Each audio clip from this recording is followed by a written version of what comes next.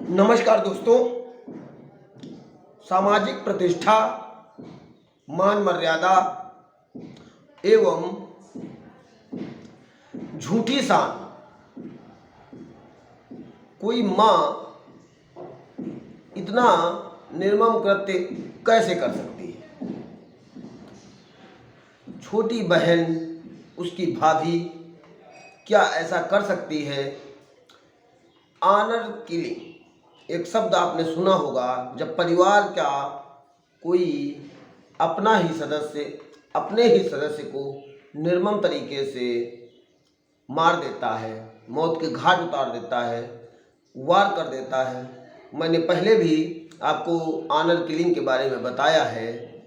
Honour killing आज का जो युवा लड़के या लड़कियां हैं, वो प्यार के बहकावे में आ जाते हैं और वो समझ नहीं पाते जो काम कर रहे हैं वो उनके परिवार के विरुद्ध है, उनके संस्कारों के विरुद्ध है, उनके रिश्तों के विरुद्ध है। आज की हमारी कहानी कुछ सामाजिक मर्यादाओं को जोड़ती हुई, तोड़ती हुई, क्योंकि भावनाएं तो अपार होती हैं। लड़के लड़कियां कभी किसी से भी ये जो इश्क का भूत है ये सवार हो जाता है, लेकिन समाज इसकी अनुमति नहीं देता। आज की हमारी कहानी का राज्य है उत्तर प्रदेश और उत्तर प्रदेश का ही एक जिला है कौशाम्बी, और कौशाम्बी का थाना मंझनपुर। मंझनपुर के जो गांव है तेजवापुर गांव से 14 तारीख को एक महिला आती है थाने में और वो बताती है कि मेरी बेटी सावित्री, जिसका नाम सावित्री है, उम्र 16 साल, वो 2 अक्टूबर को घर से गोबर डालने के लिए गई थी, लेकिन तब से वापस नहीं आई और ना ही उसका कोई भी पता चल पा रहा है। ऐसे में जो वहाँ के थाना अध्यक्ष थे वो तुरंत उनसे पूछते हैं कि इतने दिन से बेटी गायब है और तुम आज यहाँ पर इतने दिन बाद क्यों आई हो? थाना अध्यक्ष श्री संतोष शर्मा जी तो बताते हैं कि मैंने लोक लज्जा, भय के कारण, डर के कारण मैं थाने आने से घबरा रही थी, क्योंकि मेरे जानने में ही एक लड़का है अभय, जो गांव में ही रहता है, उससे मेरी लड़की का प्रेम प्रसंग चल रहा था। कहीं ना कहीं उसी ने मेरी बेटी को गायब किया है और मैं पहले सोच रही थी अगर वो घर वापस आ जाए, किसी को ना बताना पड़े, इसलिए मैं आपके पास नहीं आई। पुलिस उसकी फ़ोटोग्राफ लेती है। फ़ोटोग्राफ लेने के बाद लंबाई, चौड़ाई, लंबाई, ऊंचाई, कपड़े, जो जब वो घर से निकली थी, सारी गतिविधियों का एक ब्यौरा तैयार करती है। उसके बाद अपने तरीके से पुलिस जांच पड़ताल कर रही थी। फिर जांच पड़ताल करते करते 26 अक्टूबर को उसी गांव से कुछ लोग आते हैं। वो बताते हैं कि साहब, कुआं है हमारे गांव के बाहर, उससे बदबू आ रही है।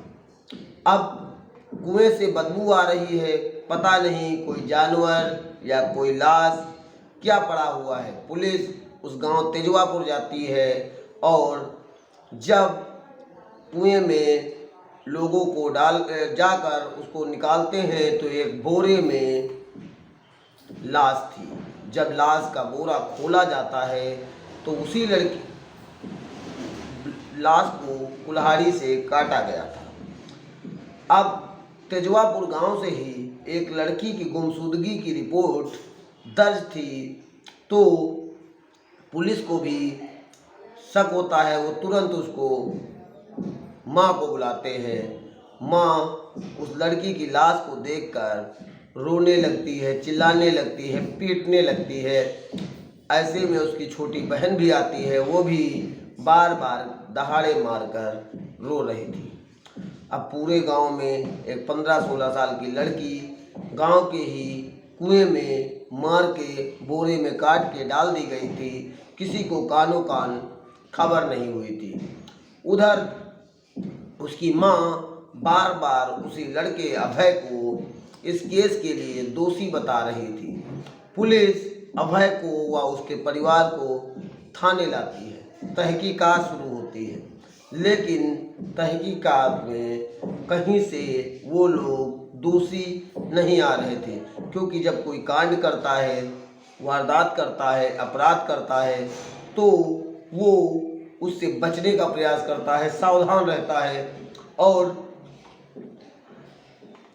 भाग जाता है। लेकिन वो घर पर ही थे, भागे नहीं थे और वो बार बार उसी को दोषी बता रही थी। पुलिस जब इधर उधर से अपने मुखबिरों से तहकीकात करती है तो उसको कहीं ना कहीं कुछ संवाद सूत्रों से पता लगता है कि इसकी और इसकी बेटी से बार बार कहासुनी हुआ करती थी। पहले तो पुलिस को भी उम्मीद नहीं थी कि कोई माँ कैसे ऐसा कर सकती है, लेकिन जो भी उसके गतिविधियाँ थीं, बात करने के तरीके थे, बार बार एक निर्दोष व्यक्ति के ऊपर वो उंगली उठा रही थी, उससे कुछ पुलिस को शंका होती है और उस शंका के आधार पर पुलिस तहकीकात करने के लिए, पूछताछ करने के लिए उसकी माँ को थाने लेकर आती है। और जब उसकी माँ को थाने लाया जाता है तो उसकी माँ पहले तो इस केस से अपना रो रो के हाल बताती है और कहती मेरा कोई भी लेना नहीं है। शिवपति देवी वो बताती है मेरे पति का बहुत पहले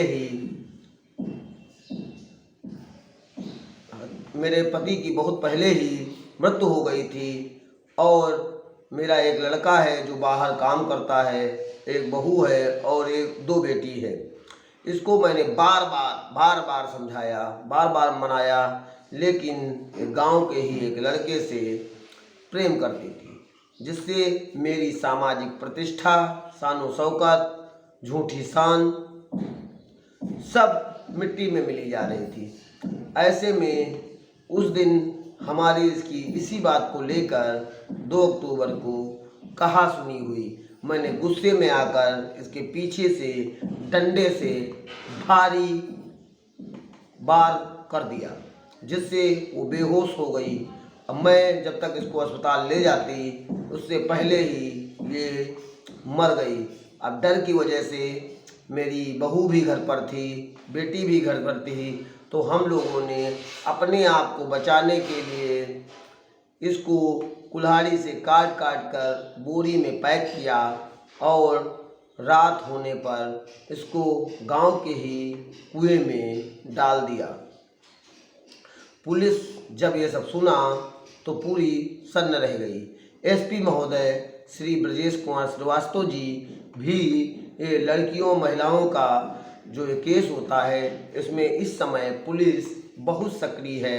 ऐसे में जब एक केस गुमशुदगी का दर्ज हुआ था तो इसमें स्वयं श्री एसपी महोदय ने भी पूरी तत्परता से, संलिप्तता से कार्य किया और जल्द से जल्द इस केस को पर्दाफाश कराने के लिए पूरा प्रयास किया।